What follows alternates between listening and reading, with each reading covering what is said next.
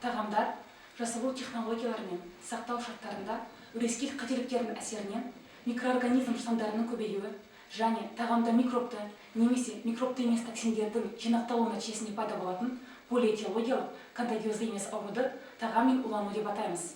Жұмыстың мақсаты тағам мен улануы бар науқасын асқазанын шаю.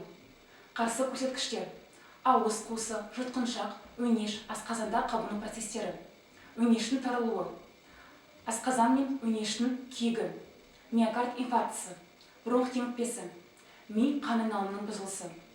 Енді асқазан шаю алгоритмі. Қажетті құрал-жабдықтар: зонд, және шприці, вазелин ерітіндісі, лабораторияға жіберілетін ыдыс, стерилді қолғап, су құйғыш, науа, бір рет қолданылатын дәке,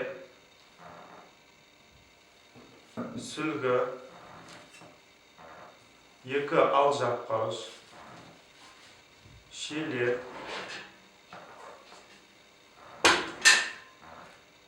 шыны ыдысты ожау,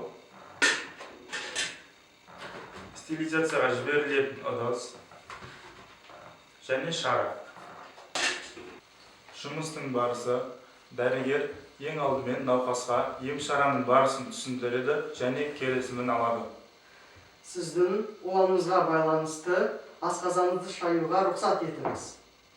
Кішкене ыңғайсыз болады, бірақ шыдаңыз. Науқасты отырғызып, дәрігер өзі және де науқасқа алжапқышы кигізеді.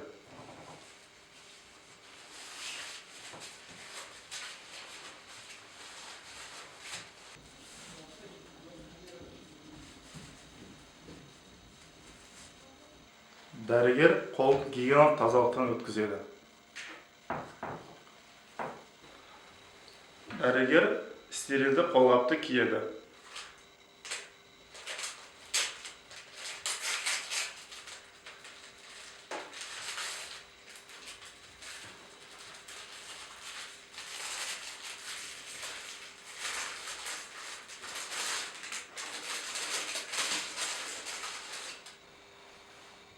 Науқасты отырғызып, алға қарай еңкейіп, басын шалқайтуын сұраймыз. Алға қарай еңкейіңіз, басыңызды шалқайтыңыз. Протездері болса, протезін аламыз. 2 аяғының арасына шараны қоямыз. Зондты алып, зондтың бүтіндігін тексереміз.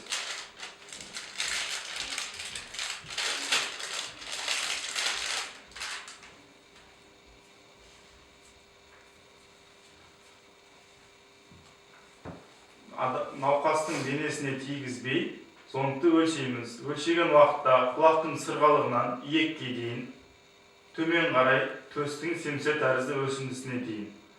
Сол аралықты белгілейміз. Зондты оң қолмен ұстап, вазелин ерітіндісімен өңдейміз.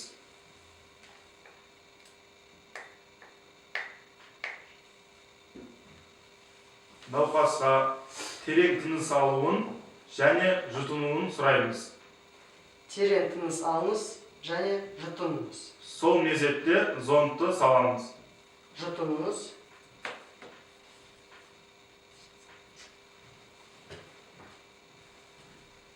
Осы әдіс 2 рет қайталанады. Жұтыныңыз. Белгіленген жерге дейін зондты саламыз. Асқазанға түскенін білу үшін және шприцмен кішкене көлемді ауа жібереміз.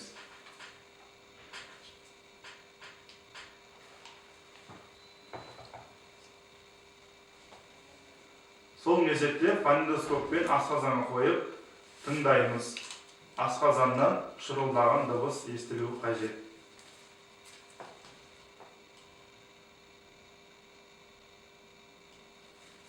Тексеріп болған соң,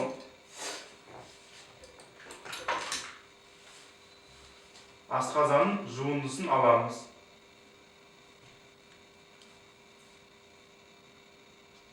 Алынған жуындыны лабораториялық тексеріске жіберетін ыдысқа саламыз. Қолданылған шприцті утилизацияға тастаймыз. Су құйғышты алып, зондқа бекітеміз.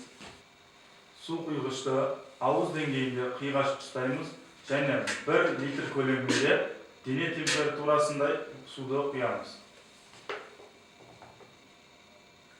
Құйып болған соң бастан жоғары көтереміз. Төмен қарай тізеге дейін түсіреміз. Осы әдіс 3-4 рет қайталану қажет. Асқазаннан таза су шыққанына дейін.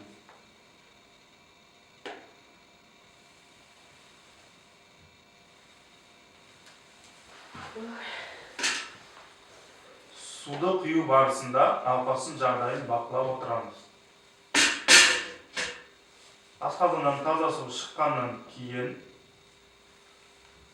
су құйғышты аламыз, науаға саламыз. Оң қолмен 1 рет қолданатын дәкені алып, зондты ақырындап шығарамыз. Қолданылған заттарды утилизацияға тастаймыз. Науқасқа сүлгімен аузын сүртуін өтінеміз.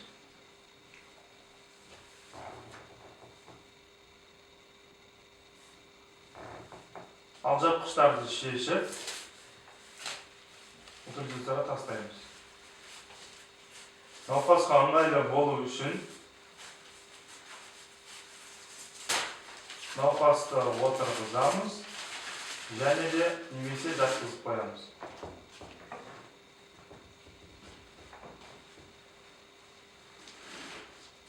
Қолданылған заттарды утилизацияға тастаймыз, алынған жуындыны лабораториялық тексеріске жібереміз.